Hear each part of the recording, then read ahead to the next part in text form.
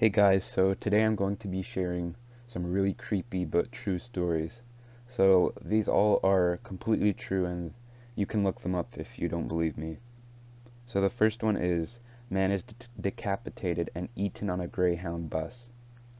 A man, Time McLean, was sleeping on a Greyhound bus in 2008 going through Canada when a man next to him on the bus decapitated him and began eating his flesh.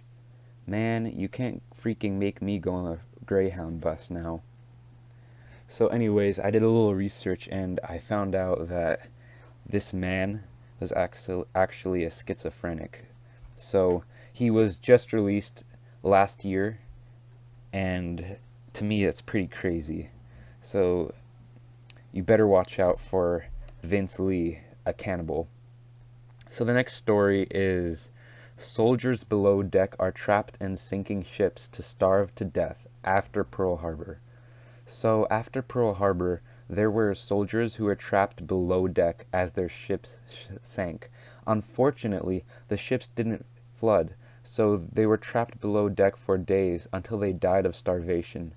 The Navy knew it was happening, but they had no way to go down and get them due to limitations such as not having the right tools or the ship potentially blowing up. So instead, they reported those men as dead and they added them to the death toll. So the men on guard would beg not to be placed near those ships because they would hear them banging on the hull for help. Eventually, the Navy managed to get down to retrieve the bodies, but only after everyone had died. Apparently, they had marked the passage of time on the walls, and they had survived for at least a week. Most of the families of those men were never made aware it happened. So the next story is um, Edgar Allan Poe. He predicts that a shipwreck is going to happen, and sometime later, 50 years later to be precise, it happens. So, in his book, The Narrative of Arthur Gordon Pym, 1838, it was about four shipwreck survivors stranded in a boat before they killed and ate a cabin boy named Richard Parker.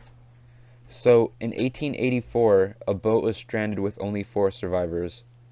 Three of the men killed and ate the cabin boy, also named Richard Parker.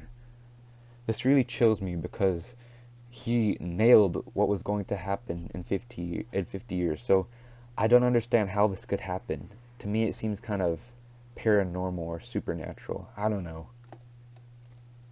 So the next story is serial rapist calls his victims before and after attacks.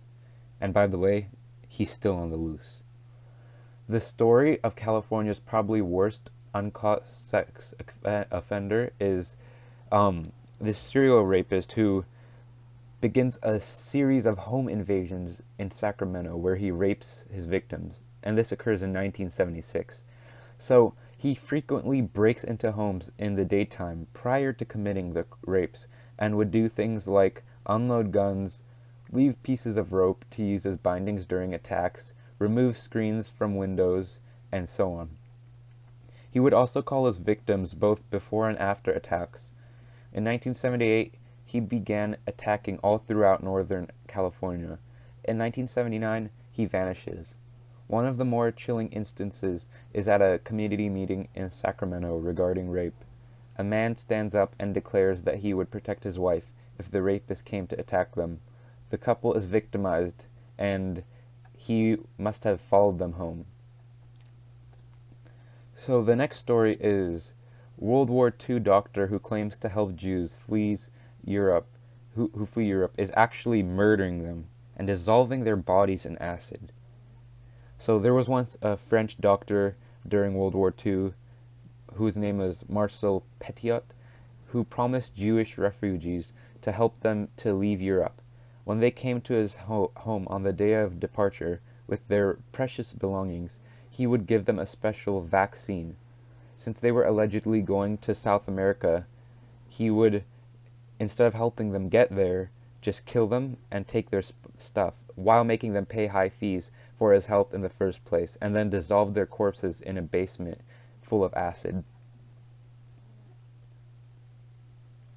So that's the end to part one of these creepy true stories, and I just want to say that this is really gruesome and messed up, and I'm just surprised that all this happens.